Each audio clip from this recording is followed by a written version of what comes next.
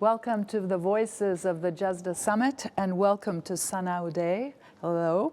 You are a clinical professor of computer science at New York University. You're also the founder and chair of the Conference on Women in Computing in the Arab World, and the chair and founder of the NYUAD, I hope I'm saying it right, That's International for Hackathon for Social Good, focusing on quantum computing. You had a message here for GESDA. What was it? What were your key points?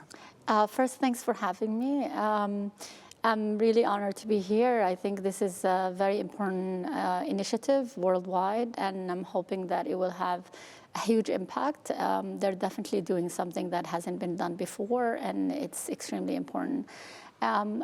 Basically, my message is that through the initiatives that I've been doing, which is basically the International Hackathon for Social Good, and last year we did it on quantum computing.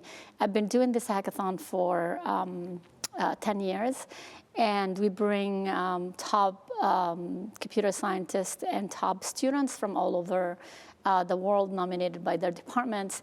And we focus also on the Global South. We focus on bringing basically top knowledge to underserved communities, and we bring also, top students from all over the world. It's a diversified community, and they sit together and they actually create technology for social good. And last year we focused on quantum computing.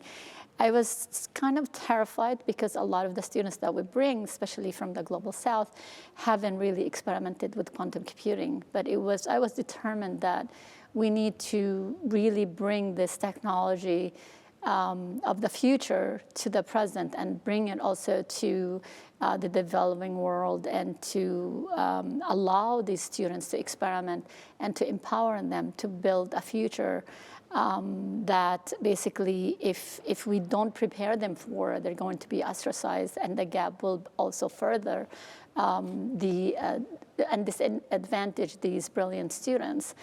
And it actually worked really well. We made sure that we had great workshops to target different levels of students. We had students coming from MIT and Stanford and Yale who've actually had experience with these technologies, working hand in hand with students that came from all over the world and didn't have any of the knowledge and expertise in quantum computing. Yet these students have experience in science, and they're smart enough to be able to keep up, and at the end they work together, different skills, different cultures, different knowledge, and they were able to build beautiful applications, very small application, from research to theoretical to applied, utilizing quantum computing for social good. So we were very delighted. So I'm here to also emphasize and share the vision of GESDA, that basically it is really important to expand the awareness and skills of quantum computing, because it is the future, and it's definitely here. I mean, it is a hype, but without the hype, we won't be having the clarity to be able to focus on these technologies and to bring it into the present, and to allow people from all over the world to solve their own problems using the potential for quantum computing. As we know, a lot of the problems from health to science to environment and eco and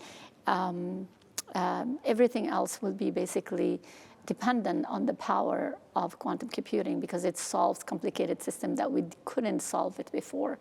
So, this is one of my vision, is how do we mainstream these skills and make sure that students in underserved communities, even in the developed world, even in the US, you have the top university, but you have also universities that have very low resources. So we need to make sure that we have a balance, and we need to make sure to shorten that gap, because in the future it will be more risky as well. So we can understand the applications of quantum computing, but also inclusion, which seems to be an extremely important thing for you, because you also promote Arab women in the computer field. How do you do that, and how is it working? Is it a difficult task?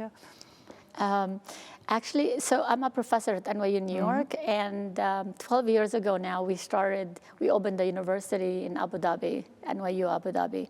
And I went there as a computer science professor to start to set up the computer science department.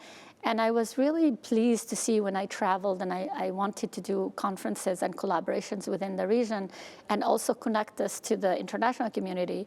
I was able to see when I would visit departments in the Arab world that there are chairs of department in engineering and in computer science were women in North Africa, in Jordan, in other places. So it was, for me, I'm coming from the States, coming from New York, where the percentages of women in computer science is really low. And which basically it used to be high in the 80s, in the early 80s, and then start to dip in the 90s, and now it's around 20%. Now there's a lot of efforts, billions of dollars are spent in the US to bring women into the fold. So it's doing much better, but it's still really low. But then I started to think about why is it that in the Arab world, it seems that there is a different story. And I've done, so far, 8 conferences in the Arab world, and we've changed places. And we've built this organization, Arab Women Computing, where we have now more than 5,000 women from all over the world, basically educated in the Arab world. And they're all over, and some of them are very successful scientists now.